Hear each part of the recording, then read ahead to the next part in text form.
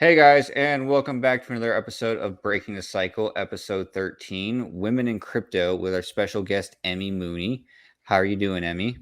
Well, how are you guys? We're awesome. Awesome. Happy to have you on. I am. Thank Ooh, you for it's having Amy. me. Oh, best You're welcome. behavior. Best behavior. Yes, Beardy, be good. So, Emmy, I guess we can just kind of start with what's your background with crypto, and can you just give us like a little autobiography summary of Emmy? Okay, well, I had some investment properties and they weren't going so well. Bad tenants, property management, realizing I wasn't getting much return on my investment. And this was probably 2017, 2018. So I thought I need a better way to get my money working for me. And then I looked at the whole Spotify, around 2019, 2020, that was really going off all the drop shipping stuff. Looking into that, was on a Facebook forum, and people were saying, no, don't waste your time and all the effort finding the perfect product, get into crypto. And I was like, oh, and they're like, I made $6 trillion buying this meme coin. So I went, oh, okay, that's interesting. So I started looking into crypto, and once you start, the rabbit hole opens up. And I started reading about Bitcoin, watched some videos on YouTube about it, what it stood for. And as someone who was born with thirst to think outside the box, and if everyone's looking one way, I insist on looking the other way. So I thought, this is perfect for me. It's such a great fit. So then unfortunately, though, my timing, I got in around February 2021, when everyone was like, this is it, Bitcoin is going to 100,000, you'll get in there while you can. I was so excited. Oh my goodness. Yeah. So I got in there and I thought, I am a genius. I am just going to make money. And why isn't everyone doing this? And I told everyone about it. I'm like, you guys are crazy working. That is so 2019. Just buying Bitcoin and Ethereum. And yes, experienced the highs, and then went through that horrid crash in May where I thought, oh my gosh, I've never experienced such emotions in my life. Yeah. And yes, I've kind of been on the road ever since, but I was hooked. As soon as I discovered Bitcoin. And then I also went down the rabbit hole of fiat currency. I was absolutely addicted and never been the same since, literally. So yes. Emmy, what is it about Australia? Because this is my fellow mentor, Australian Ken Stanfield. He said Australians, they tend to, all you guys seem to think outside the box. Is that like an Australian thing? Oh, no. Think Canada and you've got Australia. Okay. Very similar. You guys are all Us Commonwealth countries stick together. Gotcha. No, I honestly would think that the Americans are the most open-minded, for sure. Really? Yes, Interesting. I was born in the wrong. Well, that is true, Emmy, because I'll be honest, we're having troubles getting female on. So the only thing we could do is I identified as a female for one episode. Very true, he did. You're on trend. Yeah, Beardy can be open-minded. Yes. I'm so open-minded, my brains fell out. Wow. So yeah, I mean, you're definitely describing like, a typical journey for somebody entering into the Bitcoin or crypto space. It's like you have to go through those ups and downs and kind of go through your first cycle and experience all those emotions.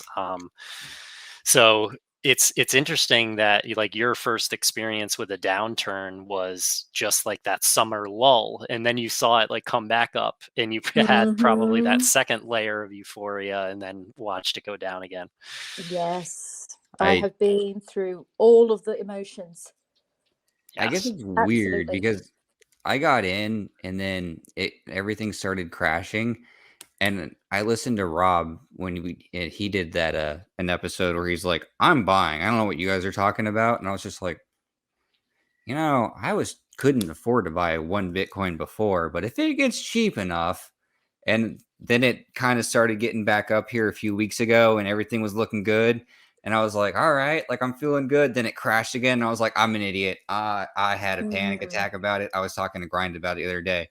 I was feeling pretty rough a few weeks ago, and it started going down again because I was convinced we were going up.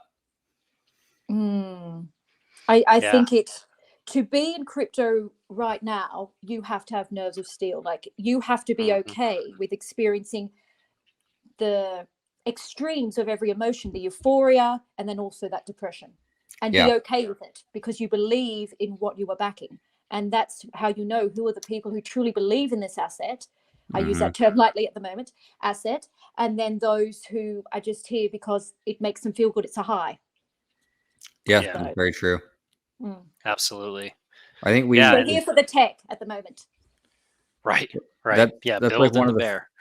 First episodes, Grind, where we talked about Solana and how when it got down to like the started dropping, everyone, especially with the FTX thing, everyone's like freaking out. And we were talking like, well, it doesn't really make sense that everyone's ditching the project. Nothing fundamentally has changed. I think that's when you've been in a bear market long enough, is when like, I think it's how you mature in crypto, is when you start looking at it as that, where it's like, nothing has changed. This is just a really good fire sale. It's like it's a clearance sale right now. And that's, I think, what a lot of people maybe need to start looking at it as is, especially as we get people into, this next bull run that are going to be coming in, where we need, as I use this term lightly every time, but crypto influencers need to, like humble everyone like Rob does and be like, hey, just remember, if it goes down and something bad has happened, if nothing has changed, make sure you buy it. But if something bad has happened, then just dump it and just walk away, That was a bit of an outlier, though, because Luna had just literally went to zero, which I never thought was going to happen. But if you believe in the project and it's not going to go to zero, think of it like most people, they want to go buy a pair of shoes. They want to buy it at 50% off. Crypto's the only thing people don't want to buy when it's on sale. Yeah. That's, well, you know what? I forgot about Luna. I didn't think about that. That's a good example, Beardy. Yeah, that's very true. Yeah. Yeah. And that just kind of goes to show how like a lot of people are getting into it because of like speculation or emotion, FOMO, rather than like truly understanding the asset. And I think that's what bear markets do, is they shake out all the tourists and all the people who don't really understand what they're buying, and it keeps all the hodlers in. And those are the people who understand fundamentally what Bitcoin is. And we have to go through that cycle every 4 years, and I just think it's going to keep getting compressed in terms of the fluctuation as time goes on and more people become aware of what it is, and the more accurate messaging about what Bitcoin is gets more into the mainstream media. Yeah, that's very true. Do you guys think that, well, I mean, that's kind of off topic, but do you guys think that the cycles are going to be getting shorter and shorter, as far as like the 4-year cycles, because you're going to have less people who want to sell, as crypto becomes, or Bitcoin becomes more and more mainstream and it becomes, rarer and rarer? Do you think that's going to change at all? I feel that probably it's going to smooth out. The volatility is going to go for it because people are holding it and they all want it. So it's just going to be, I think, just slow ever upwards. Okay. I don't think we're going to see anything like what we've seen with these crashes or anything. It's just going to be a nice, stable asset that people like to have in their cold storage, and it will just be seen as, oh, okay, you're just diversifying. I've got a bit of Bitcoin. I've got a bit of precious metal, got some stocks. It's just going to be like that. But yeah, up only once it's got the mainstream tick. So almost like a plateau that's slightly upward. Yeah. Oh, yes. I mean, I think people will be always searching, and fight will become a status symbol. So potentially not such a plateau, but definitely be something that will always be increasing, and something that will be, once you're able to access it, you hold onto that for life. So, if somebody's like, okay, I need to, free up funds, I'll sell a bit of a Bitcoin, and, maybe companies wanting to, they'll sell a bit of Bitcoin and that type of thing, but always be snatched up. So yes. Yeah. It will be, I can agree with that for sure. Mm-hmm. Yeah, and I can't wait to start like borrowing against it, like actually going to institutions and using it to like collateralize a loan, you know? Mhm. Absolutely. I think that's gonna happen in Yeah. the next cycle for sure. And Yeah. buying houses as well. Like it'll just be, what do you want to purchase that with? You'll be like, oh, I'll do a bit of Bitcoin, I'll do a bit of cash, that type of thing. Yeah, yeah. And it's actually funny that you bring that up because like when I applied for my last mortgage, you have to like show them all your assets and all that stuff, and I put my crypto on there to not lie or anything like that. But my agent came back to me and he was like, "That's great, but we don't like value this right now. Like we're not going to include that in the price." And I was like, "You don't have to include it in the price, but just so you know, the down payment is coming from a sale of that." Wow, yeah. So, Do you know yeah. what's interesting, EG, is also whether they see that as a risk. Like potentially a bank will go, oh, he's a bit of a gambler, or a bit, Mhm. easy with, a bit loose with his money. So it'd be Right. interesting how they view that in terms of profiling a potential borrower at the moment. Yeah, it's interesting. I think it might change over time, but like I mean right now Definitely. since they don't really know anything about it, I think they just wanted to throw it out and like they just looked at my credit score and was like, "Oh, okay, he's fine there." So, but yeah, it would be interesting if people started to say like, "Okay, your credit score is good, but you have a lot of That's what I crypto." wonder. Yeah. You bought what coin now? Okay. Right. I haven't heard of that. Oh, that's a meme coin? Okay, never mind. No, thank you. And Joe, going back to like your original question, like, do you think the 4-year cycles are going to change? I think that there are a lot of interesting intersections that are coming up. So, like, we've got the supply crunch coming in. We've got mass adoption eventually going to happen at some point. We've definitely got the institutional narrative starting up now. We thought that 2021 was the institutional narrative, but with the BlackRock ETF, now we're actually starting to get into that territory.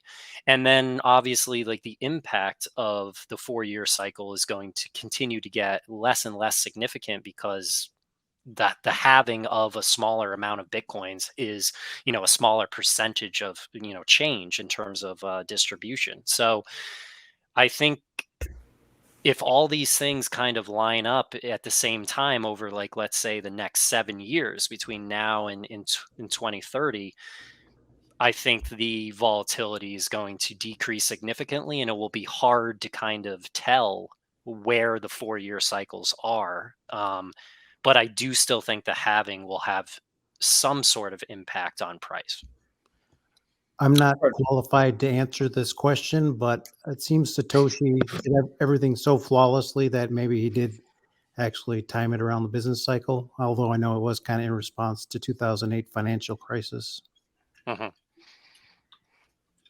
Yeah. I mean, Mm. that could definitely be another factor as well. All interesting thoughts. I guess we should probably move on to our questions if you're ready, Emmy. Yeah, go for it. All right. First one, seeing how crypto is male dominated, is there a better way for men to talk to women about crypto, specifically Bitcoin? So are you talking about getting them wanting to be involved in learning about Bitcoin? Because this is Just the thing. mhm. Oh, yeah. This is the thing.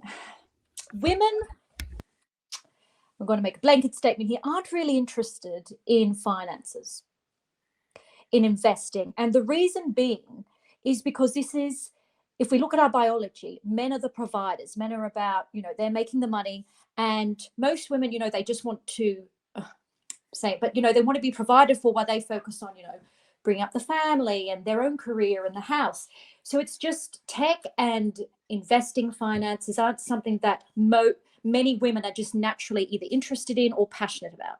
So you'll get women who are happy to like listen to it, but they're not going to, research it or track Bitcoin prices. I feel women in crypto are definitely a more unique breed of woman who they're definitely not commonplace. And I feel that women are just never going to inundate the finance space just purely because it's not the way we're made. we're interested in other things, and that's why you'll always have male dominated areas and female dominated areas, just because we're different in terms of our genetics.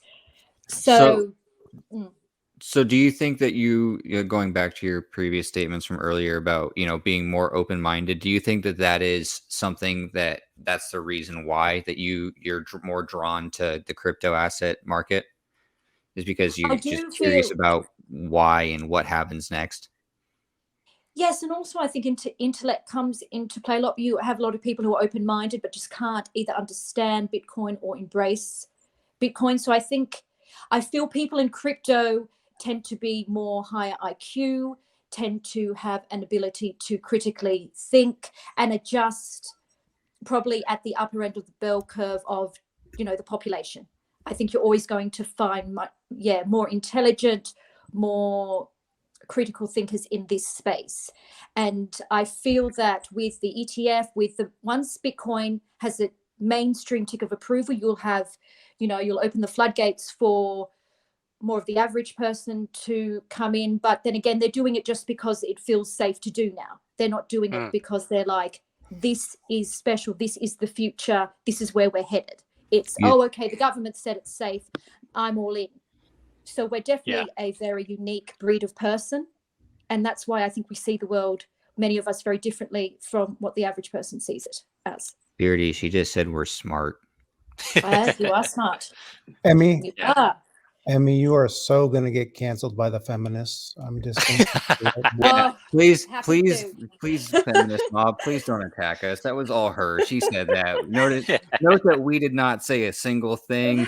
Please don't cancel our bank accounts. It's just to find a woman passionate about Bitcoin, grab onto her, because she is a rare bee. She's a rare gem. Honestly, a rare gem. Most women, I can't get my girlfriends involved in it. They're just like, what? Just tell me if it's good or not. That's what most people want. Is it making me money? Okay, you deal with it and just give me the dividends. Thank you. Yeah, that's funny. My friend Emma, I've tried to get her into crypto, and I've talked to her about it, and she's like, "Can I just give you $20 and you just make it for me?" And I'm like, "No, that's not the point. Like, I'm trying to teach you something." And she's like, "I don't want to learn. Yeah, I don't care." I'm just like, I give up. Never mind. And what you just said there, Joe, I feel is so prescient at the moment, is people don't want to learn. They like, just tell me, is this a good thing? Do I do it? Is it a bad thing? Okay, I won't do it. I don't want to discover it. I don't want to learn about it and get my hands dirty. Just tell me what do I do? That's what most people want. Emmy, it took me 3 years to orange pill the wife, and I had to come at it from a biblical stance. He was very excited when he did, though. He told us. We were all very happy. I was so excited I liquidated my shorts. He ate Taco Bell. Epic dad joke. Like it. Yes. I'm the dad joke champ, Emmy. So how did you do it biblically? Yeah. What stuck with her was basically the proof of work being so the fiat money comes out of nowhere. You create it with no energy, no effort. But Christians believe that you have to plant the seeds, and then so you have to sow the seeds before you can reap, and then you sow and then you reap, you sow and then you reap. And then also thou shalt not steal. Like I convinced her that inflation actually is theft of our time and energy. Nice. I like that. And then she let me roll their 403B over to Bitcoin. Wow. You did well. She's a good woman. She is. But may I ask, because that's interesting too, but she's not now, say, reading about it or wanting to, look at the charts or something. So that is a good middle ground where, the woman in your life is still interested. She believes in it. She believes in you. And that's probably where I find most women would be at, where they're like, yeah, I'm happy for you to tell me about it. I believe in it if you believe in it. And that's probably as far as I'll go. She's she's happy being a medical professional doing her thing there. And exactly, the career, she believes in me. And when I got down to like 15K and I was getting scared, she said, well, if you believe in it, then let's double down and keep buying. Absolutely. That's very a great support partner. That's like, I don't know, Emmy, if you watched our episode with Rob from Digital Asset, Yes, I did. Yeah. that's exactly what his wife said, I think, too. Mm. So, I guess you Mhm. guys got a couple of keepers there, so. Yeah, and what Emmy just said in terms of like describing that compromise, that like describes my wife perfectly. She does not want to listen to me talk about it at all. That that's one of the reasons why Mm. I started, yeah, this on Twitter, because I needed like people to talk about it with, because I'm so Mm. passionate about it. And she's just like, I can't listen to it. I support you, I love you, but I don't care about it. Mm.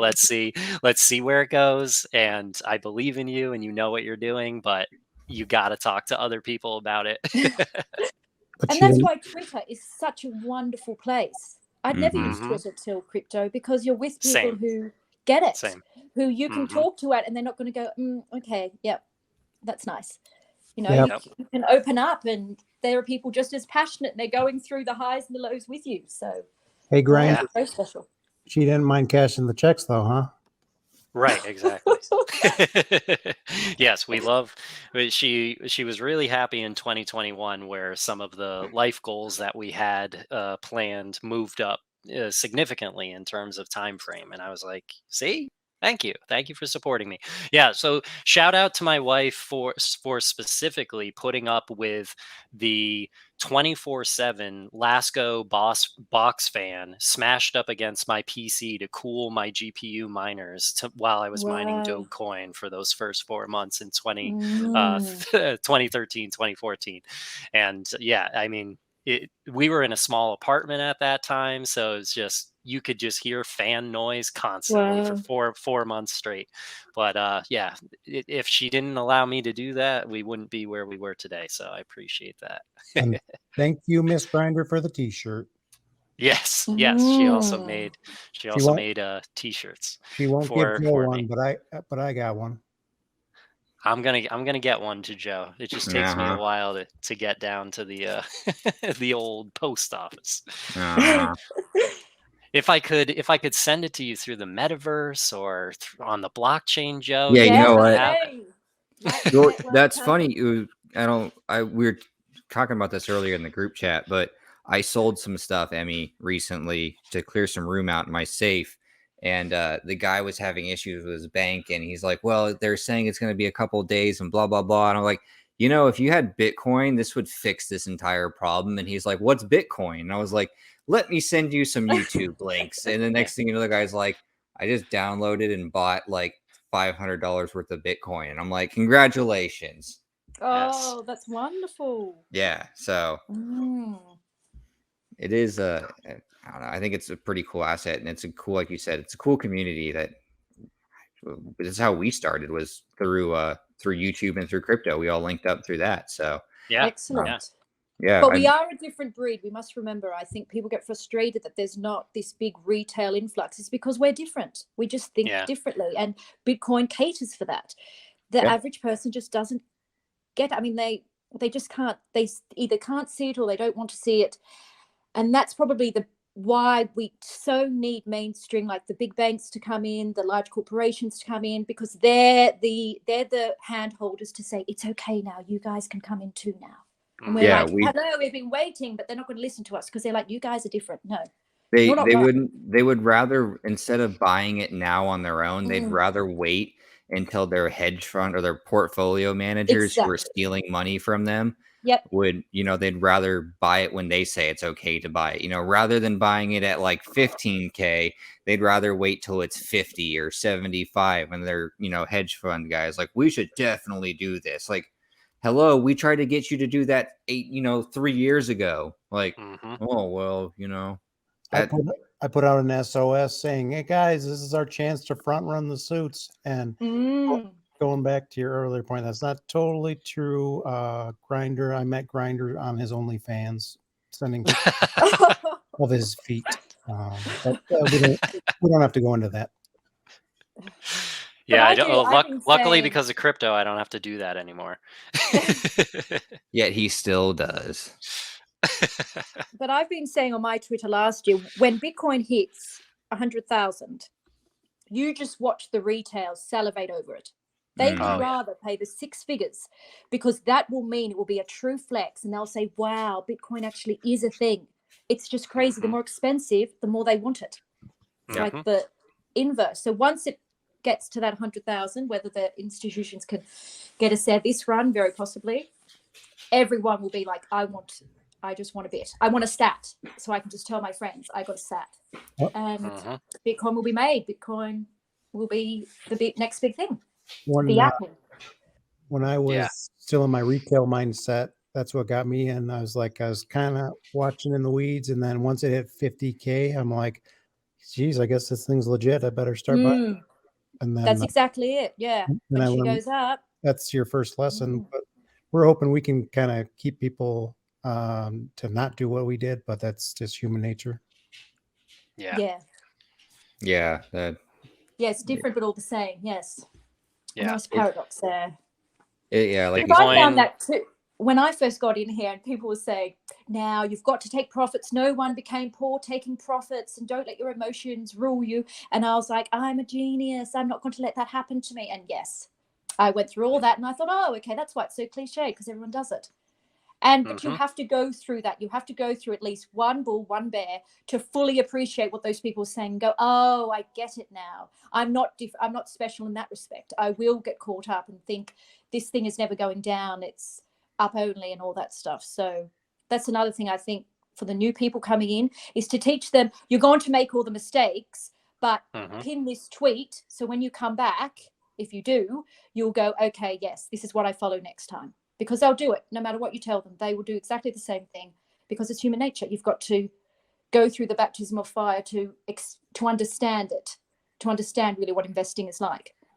That's a really good acronym for crypto, is baptism by fire, going through a bear market and a bull market to be like the OG at the next cycle. I mean, that is a really accurate description, because it has been, I guess they say this has been the worst bull run or the worst bear market out of all the bear markets statistically, I guess. And it's been pretty rough. So merely a flesh wound, Joe. Yeah.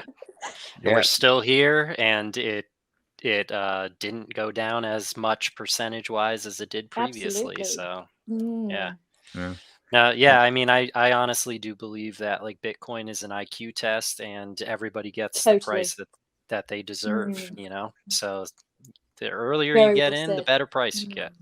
Yep, definitely. So for the next question we have, Emmy, is, I guess we've kind of answered this, but is there anything that will drive women specifically? Like, do you think that there is a way possible to do it? We kind of covered this, I guess, already. Yeah. So I guess we can. I think the mainstream tick of approval. I think it can, if it can be linked to women getting out on their own, the hustle culture. Definitely, then like kind of like common girls that let's aim for, 1 Bitcoin each, that type of thing could encourage women to be like, yeah, I've got my cold storage, and you make the cold storage sexy and pretty, and that type of thing, feminize it in that way. I think definitely you can make it. I think, as I said, mainstream tick of approval, it's a status symbol. You'll be getting loads of, the new generations, what are they, Gen Zs coming in as well. I feel like they're probably going to be, I think it could be too late a lot for the millennial female women, because they're still into probably like real estate and stock market, but definitely the younger generations, if you can make owning Bitcoin fun, like, show off, do a TikTok dance with your ledger type thing, then definitely I think you can get more women into Bitcoin. I mentioned just before we were recording, I got a 15-year-old daughter, and I'm like, hey, I got another mentor for you in addition to Tales from the Man Cave. So it's good to have a mentor to look up to, I think. Yes, absolutely. I almost, the way I've tried to describe it, and I don't know, maybe you guys can weigh on this, especially with some of my female friends who have a lot of student loan debts. Like, if you start putting this away, one day you may be able to get out of that burden of debt. I have a friend who went to a private Catholic college, and she is like almost 6 figures in debt. And I'm like, Wow. if you start buying this now, it's not going to pay it all off, one day, but at least it'll be enough where you can afford to buy a house one day, maybe, like, um, I just, I, I really wish that Debt's there was a so way to hard, get, though. Debt's everyone. really hard. Yeah. Yeah.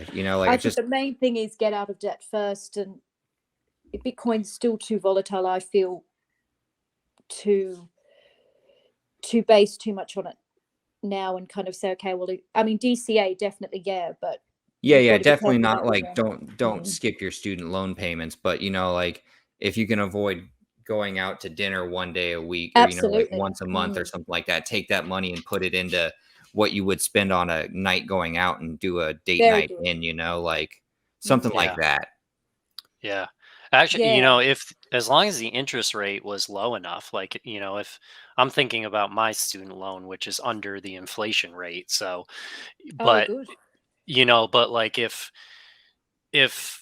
you, if somebody's saying like I can make one extra payment a year towards my student loan to try to pay it off, I would feel confident, and they have a 10 to 20-year time horizon on their student loan.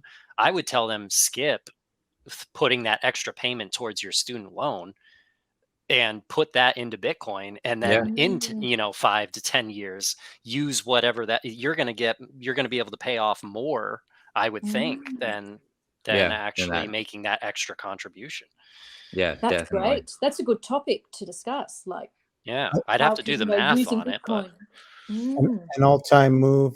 So Emmy, in America, we have something called a FAFSA. You fill out. It's federal financial student aid. Like to get student aid, like if you could have been in my day, it would have been like around 2010. If you could have got your student loan and then just bought Bitcoin at pennies, you'd be like sitting so pretty right now. But Mm. mm, even yeah, nowadays, I think like I'm not advising to do that. I should say not financial advice, of course, but yeah, yeah, yeah. Yeah, yeah, obviously.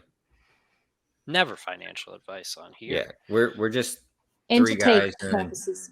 yeah, we're just three people and then Emmy who's way smarter than all three of us, but yeah, random individuals on the internet talking out our rear ends. You should not take anything we say seriously. we're just Um, three apes and then a pretty lady.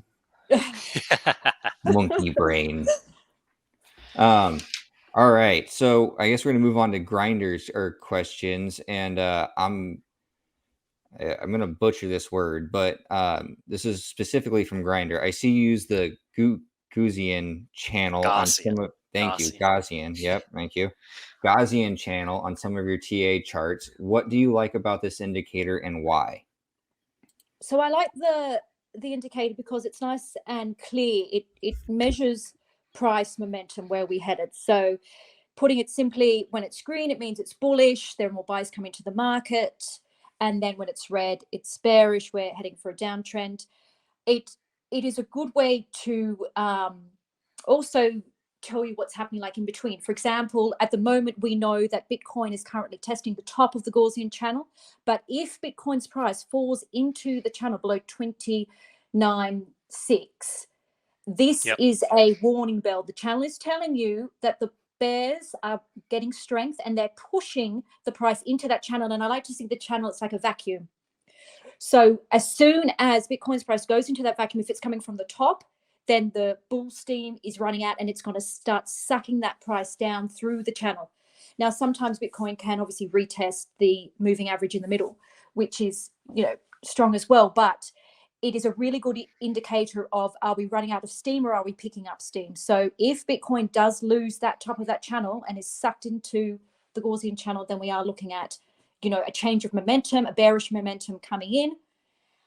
You can also use it on different time frames. You've got daily, obviously weekly, monthly. The channel can turn bearish on the daily, but still say be bullish on a weekly, and you just compare those two. But it's a great way of cutting out all of the noise and saying, how's Bitcoin faring? Are we still in an uptrend? Are we facing a downtrend? And again, it's quite, I think, accurate in showing what direction we're currently heading. Yeah, and I want to kind of like go back and time a little bit here. So like I see what you're talking about, like the last time that we came and tested the top of the channel in April after that initial move, it was Mm, kind of riding along it for a while, and so it is picking up some. It is interesting for me to look at it when putting it over my chart and the indicators that I typically use, because like here I wouldn't have known that that's what was kind of occurring there. I would have just been saying, oh, let's see if the 50-day SMA is going to hold us up. mm, But this is actually adding some confluence here. So like while mm. I would have said, oh, yeah, look, the 50-day caught us, and here we go, you're kind of saying that you would see this as more of like a Gaussian channel hold than a 50-day SMA hold. And then yeah, it's like it can have a little bit of a fake out every once in a while on the daily at least, but usually if it dips in, it does look like it goes back down. So if we scroll back, Could I just stop ah, you there, Grounder, for a second? yeah, You yeah. see, if we go back to where it dipped into the channel, to me, when it dips in, that's showing me weakness. And Hmm. as soon as it kind of starts flirting with the actual channel, I'm saying, okay, I do believe that the bears are picking up strength here. And you see, we do the double top, and then it's sucked right back into the channel. So when it does start entering into that channel, I see that as weakness, that the Okay. channel, the vacuum, is starting to suck out that strength. Okay. Yeah, that's good to know.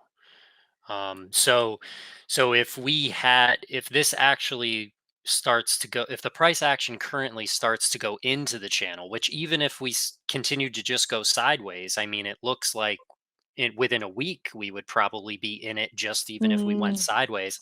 yep. That would be a sign for you that it's probably going to go all the way back down to the bottom, or at least touch the middle. Yes. Yep. Okay. Yeah, yeah. So let's But look it's at tight. yeah, yeah, It's let's look exciting. at the so what does the width of the channel indicate?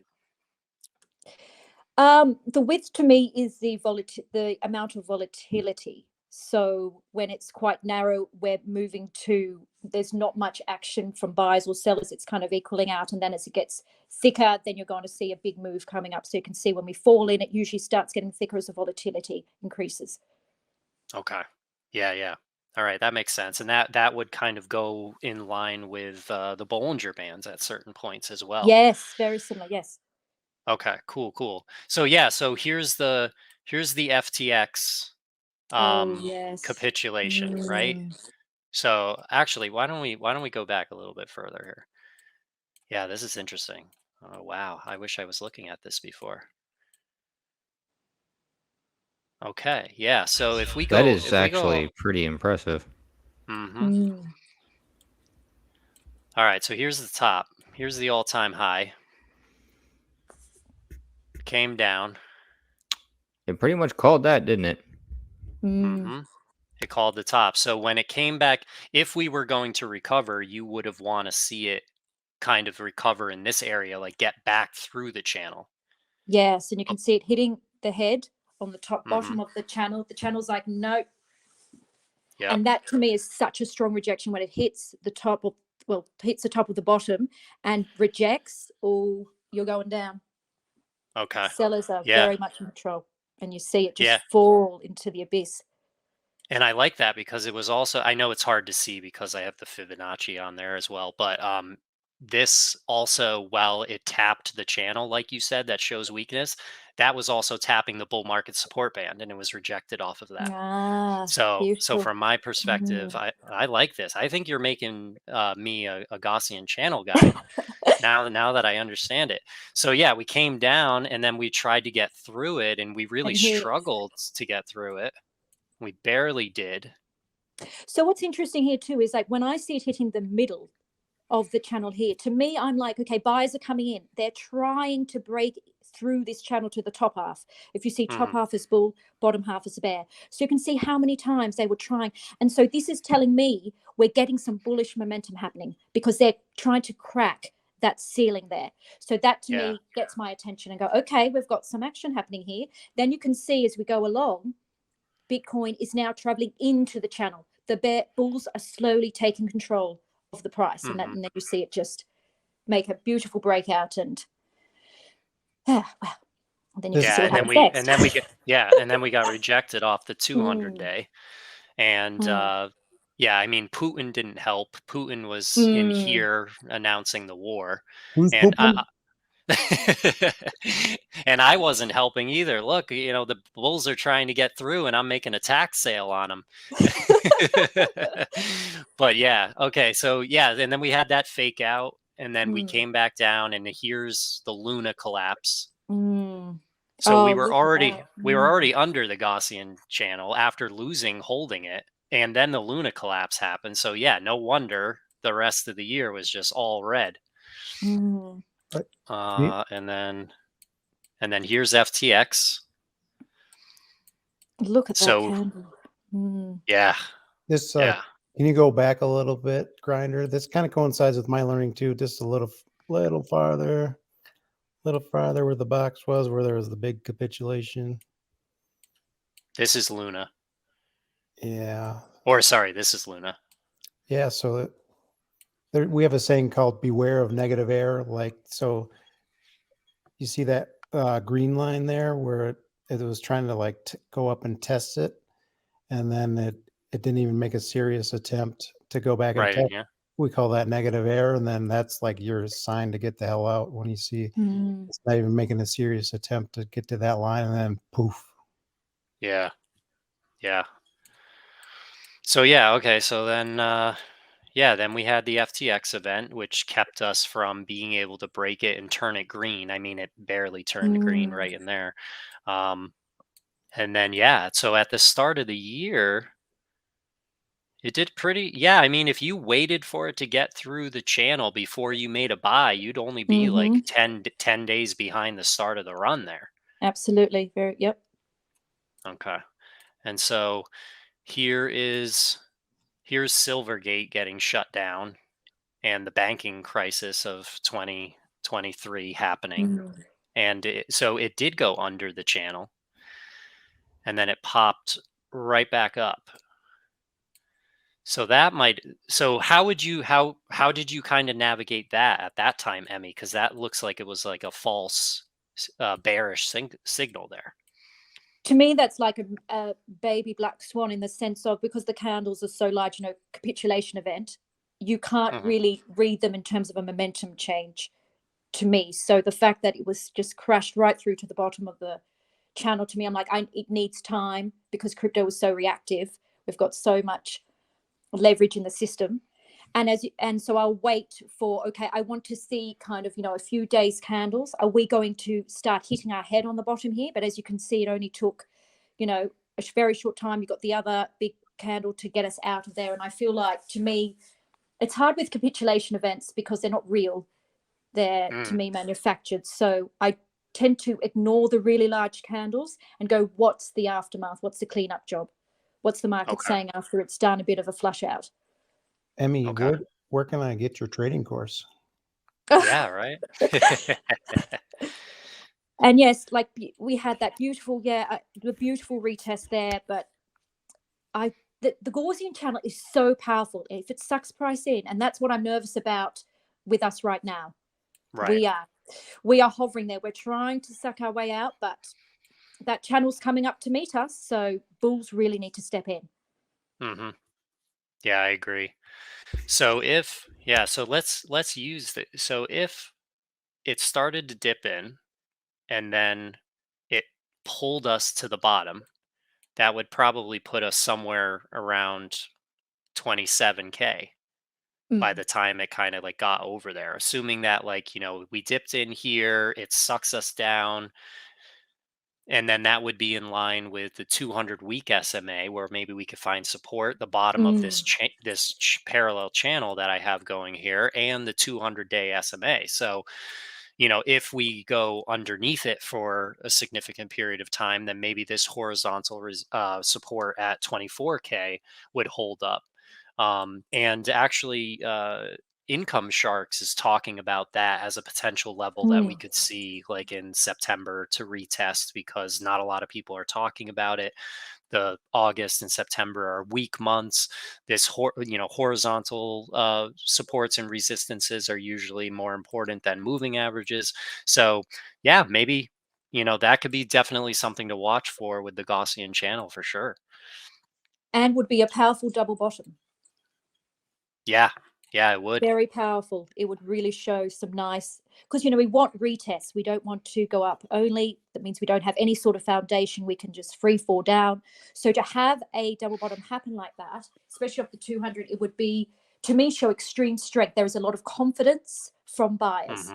And it's showing that we are building a very strong foundation. I'm happy to have as many retests as possible, because it means we've created kind of like floors in a building. Every time you have a retest, you've created now a floor, a level, and then you move up the escalator or the lift to the next level then. And so ideally, perfect price action is when you're retesting every level. You go, okay, here's a solid level, move up to the next. Here's a solid level. So it would actually look, while scary when you're going through it, it would look beautifully healthy.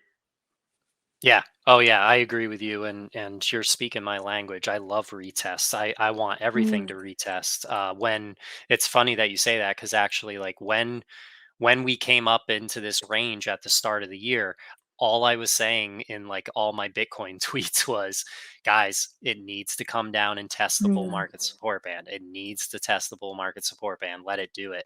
And then same thing, right up. Yeah, right up in here.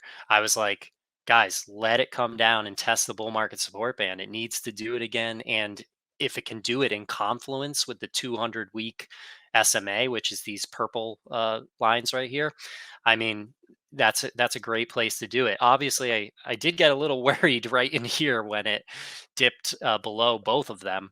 But yeah, then we got the strength in June to come back through. All right. Yeah, you've definitely made a believer of me out of this indicator. I'm glad that you taught me a little bit more about it. Excellent. I've heard about it before, and I've seen some people use it, but I never really understood it. So yeah, thank you, Emmy. Pleasure. Definitely learned something. And you have encouraged me to believe in it, because he just said it's good, and I know nothing about anything you guys have been talking about. Right. So, I also am a believer now. I think Beardy is as well, because Grinder is like dad or mom and said you're good. So, Green color good, red color bad.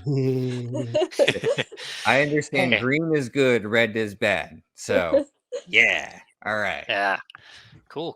Yeah, So no, I'm going to be going back through the history and looking at it from different angles and on different time frames, and seeing where, it was in confluence with what I was looking at, and where there might have been some deviations. And this is what's so great about indicators, for people who are, have listened this far and are enjoying the educational lesson here. It's like, you don't want to rely on one indicator. You want to find a group of indicators that work together, work for you, make sense for you.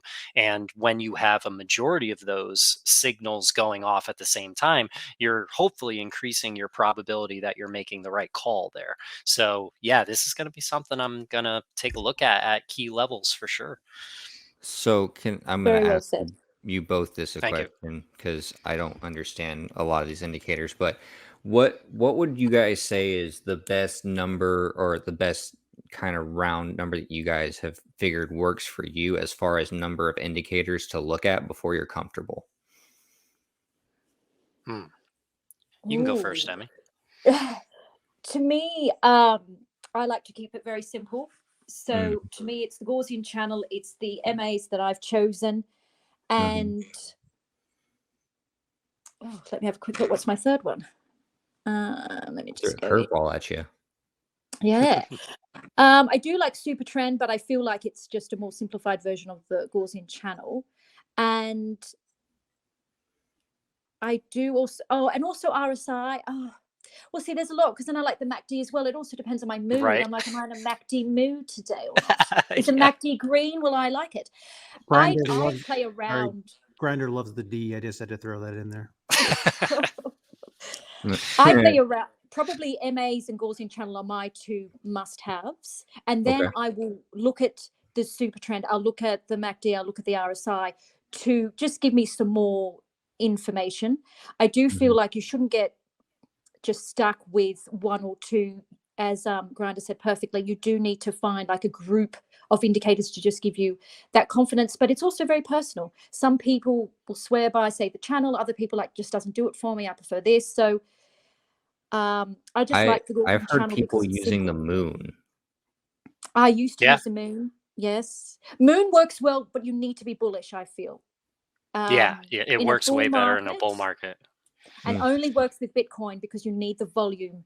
The moon, Mhm. the moon phases work perfectly with Bitcoin. I wouldn't use it for any of the alts, but you need to kind of have that volume to, and you will, be amazed at how accurate the pump moons and the dump moons are.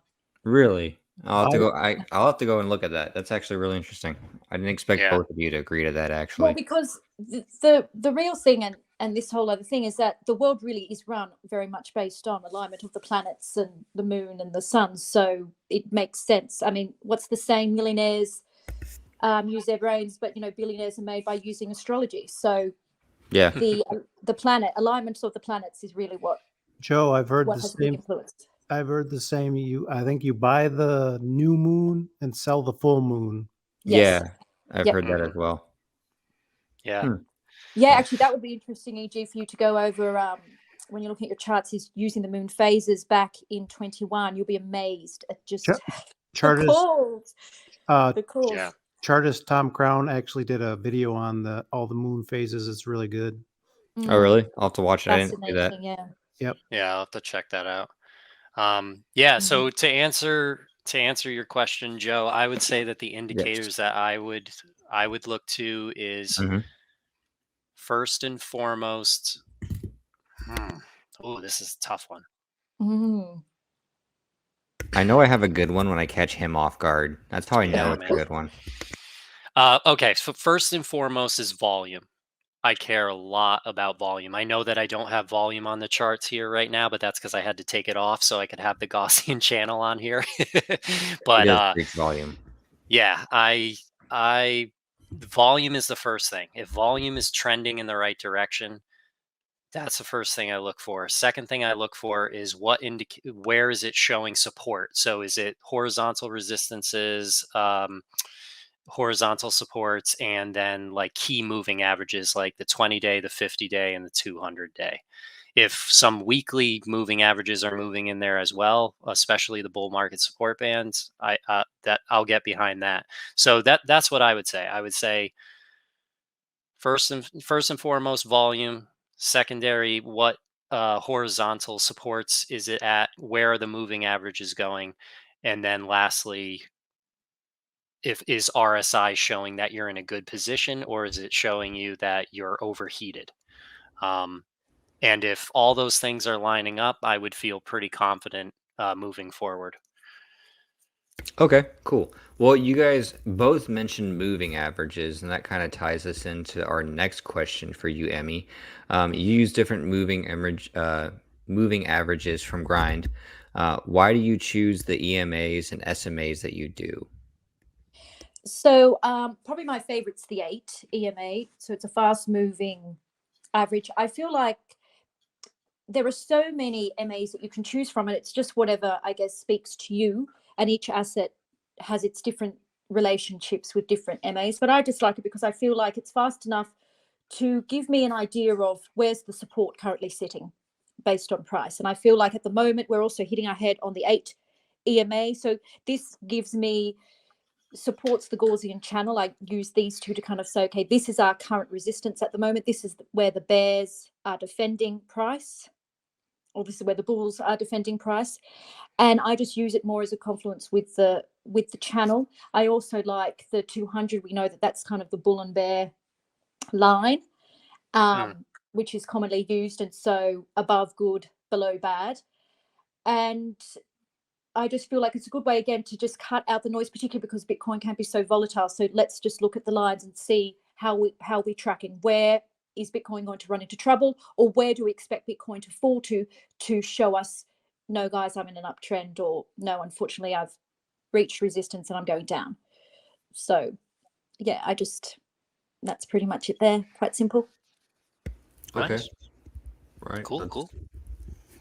And then Brian, do you want to talk about why you choose the moving averages that you do? I would like to know, because not that I understand what you're Oh. talking about, but Yeah, no, sure. I use, so when I was going on my technical analysis journey, I just saw a lot of people using and talking about the simple moving averages, and um, the the 50-day, the interactions of like the 50-day and the 200-day are definitely the most important. The indicator that I have on here also allows you to throw in some of the other ones. So I just kind of kept it as the default and watched it for a while to kind of see what's happening. And as I've said before to people on the channel, like the 20-day can be powerful in a lot of different ways, but the 100-day SMA, it it doesn't really tell you much. I've actually considered maybe taking it off to just to kind of clean up the charts a little bit more, because there's usually nothing going on with it. I mean, I can even just tell by when I'm making the tweets, and I put the little like icon of like the color of the line inside of like the statement that I'm making. I rarely use that green square. So it's like I'm not even talking about it. So there are moving, it just kind of goes to show that there are moving averages that Mm. have a lot more meaning than other ones. But I I've never sorry to really interrupt. used. Yeah, I no, it's do okay. feel with I do feel with the 102 as well, because some of them are just so slow moving, and with Bitcoin being so volatile, you need EMAs or SMAs that are kind of going to keep up and not Mm, too behind the eight ball, that yeah, you can just ignore them. So that's why I agree with the slower ones, particularly on the daily. They're just too slow to give you kind of anything you can use, because they're playing catch up from so far behind.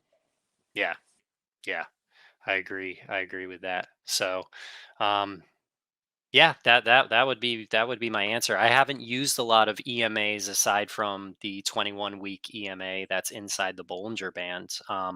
But I see a lot of chartists such as like Emmy and Blake and some other people use EMAs like all the time.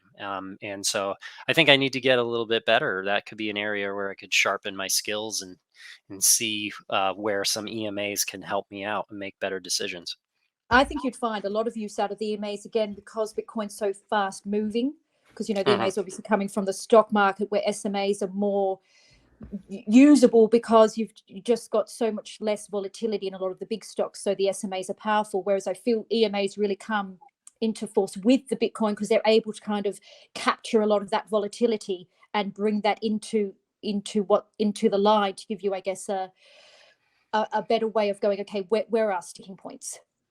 Yeah, and yeah, that absolutely makes sense to me. And so for the audience who might not know, like really what is the difference between SMAs and EMAs, uh, the easiest way to kind of explain it is that an EMA does a better job of capturing the more recent price action.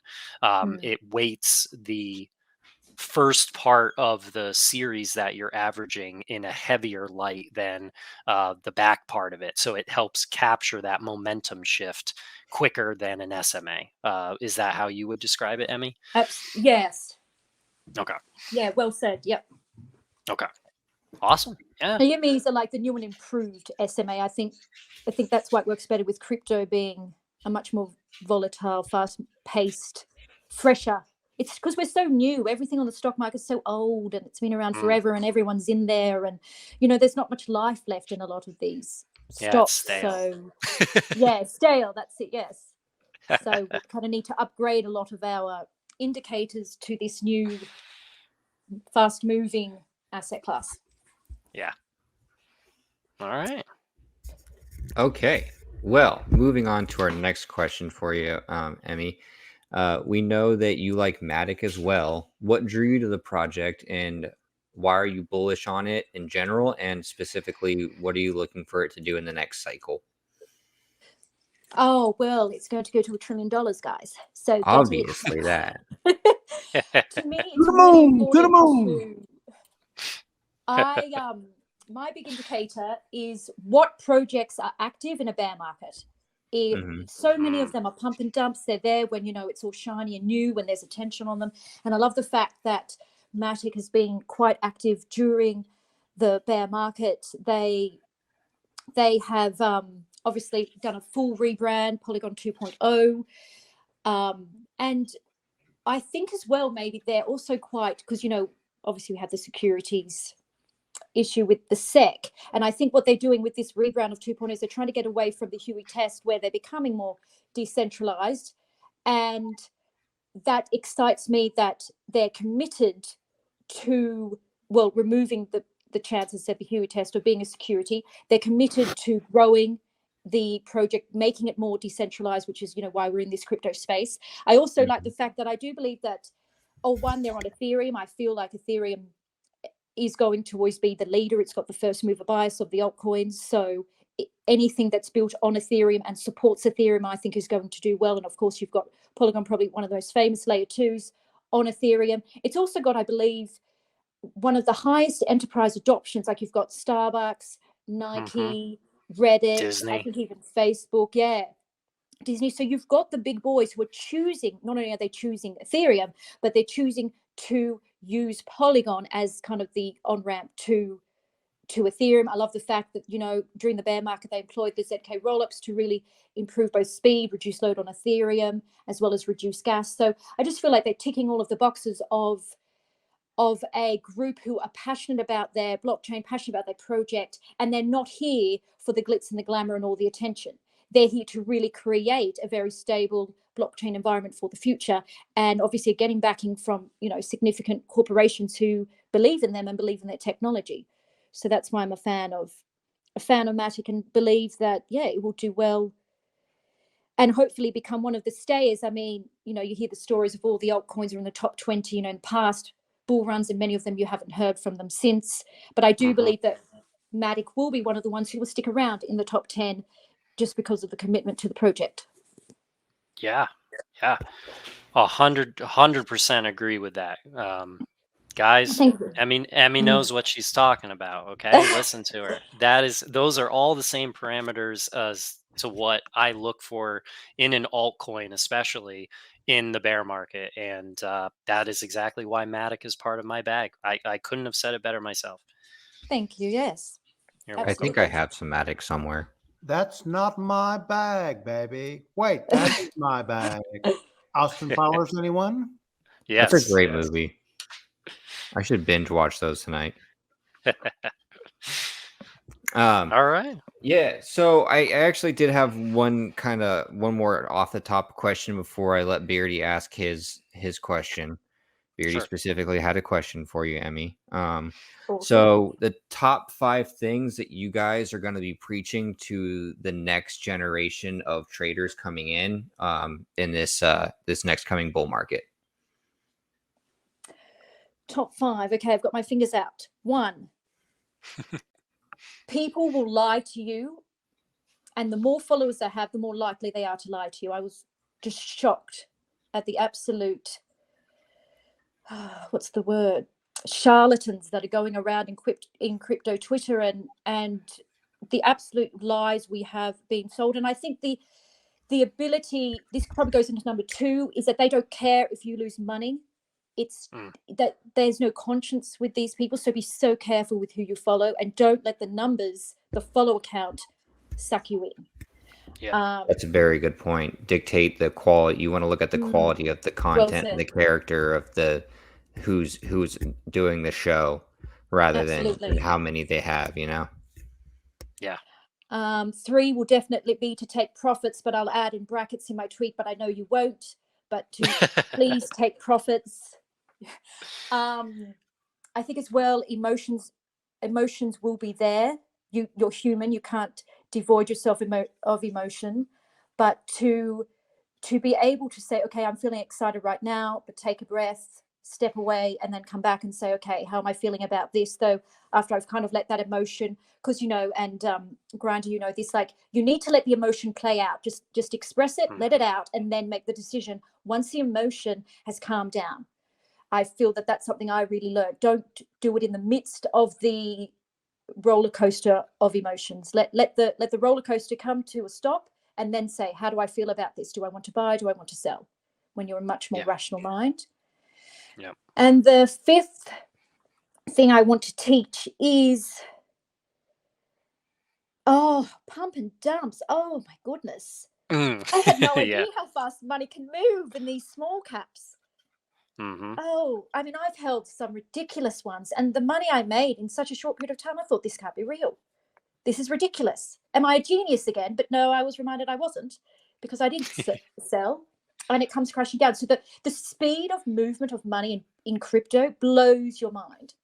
Like, just the how much you can make in such a short period of time. Because I think the issue too is we're so trained that making money equates to time invested. So to make a lot of money, you've got to invest a lot of hours. But in crypto, you've got to get rid of that belief and just realize that in a matter of seconds, you can make a fortune, or you could lose everything you've put into it.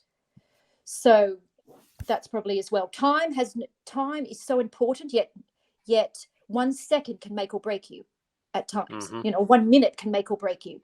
And again, it's something you have to experience, but it's mind-blowing, absolute mind-blowing how crypto can do that to you. You can be a millionaire in 10 minutes. We were kind of slapping each other in the nuts before, kind of talking about arguing over taxes and tax jurisdictions. So yeah, it moves so fast. Like, that's another thing to keep into account, like your tax. Like in the US, we kind of take it in the butt, but I just throw that in there.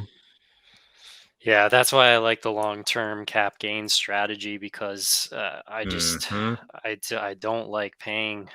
So much of your profits are taken away by the tax implications. Moving up tax brackets, short-term cap gains are so much more than long-term. It's just the stress of that is, part of like that controlling the emotions. At least for me, I find that I can be more calm when I'm less worried about the tax implications going on. I just had a $9,000 tax bill from my Tesla sales, so oh wow, all short-term cap gains. All short-term, yeah, short-term. So much fun. Okay, and then Beardy, go ahead and ask your question, buddy. I know you've been dying to ask our special Emmy this. Well, it's getting a little jelly of Joe because he's like our host with the most. So I'm trying to do, be more smart and stuff, and be more channel my inner Joe Rogan. So can you guys see if I'm any good at this? So here we go. Emmy, what is your favorite color and why? Thank you. Well, I'm really glad you asked that question. And yeah, you know what? No one's really ever asked me that question before. And I want to give it the due diligence and give it the weight that it deserves. And after much deliberation, I'm going to have to say, and it's going to shock you all, that my favorite color is pink. Okay. Shocking. I would have guessed orange. Pink Post-its right now. Joe's too. Post-it pad. You know what? I actually, in high school, had my ears gauged and rocked purple and pink gauges a lot, which my very straight conservative father, who was a former law enforcement and taught hand-to-hand combat to special forces guys, did not approve of because they were pink. But then I reminded him that he wore a pink suit to his prom in high school and put the picture inside of his restaurant for everyone to see for his birthday, and he immediately shut up. So there you go. Real men wear pink, but go ahead, Emmy. Sorry. No, real men wear salmon. It's salmon or flesh salmon. I'll take it. Is there really a difference between salmon and pink, though? Because he tried to use that argument too. He said it was salmon. If you're a man, you like salmon, and if you're a girl, you like pink. Okay, touche. I like pink, but I don't know, I guess. All right. Well, do you guys have any other questions for our special guest before we take off? No, I think that was great. I really enjoyed speaking with you, Emmy. Thank you for coming on and talking with us and sharing your TA knowledge and your experience with getting into crypto. A huge thank you from the Beard. And if you do ever make a trading course, I'll be the first one to sign up. Oh, thank you so much. Well, thank you for having me. It's been great. Yeah, we really appreciate you coming on, and we'd love to have you back on again at some point. So we'll keep in touch, and So when we wrap up here, you'll still be on. We've got duped before on this. Oh yeah, so we do have we do a show debrief real quick after, so I guess we'll go over that. But if no one's got anything else, we're gonna call it a night. I know Emmy, it's I think around 11 o'clock your time. So I'm sure you got stuff to do with your day, so we don't want to hold you for too much longer. But thanks for coming on. Thanks for everyone for watching. Go outside, touch some grass, do something with your family, and have a great weekend. Take care, guys. Bye.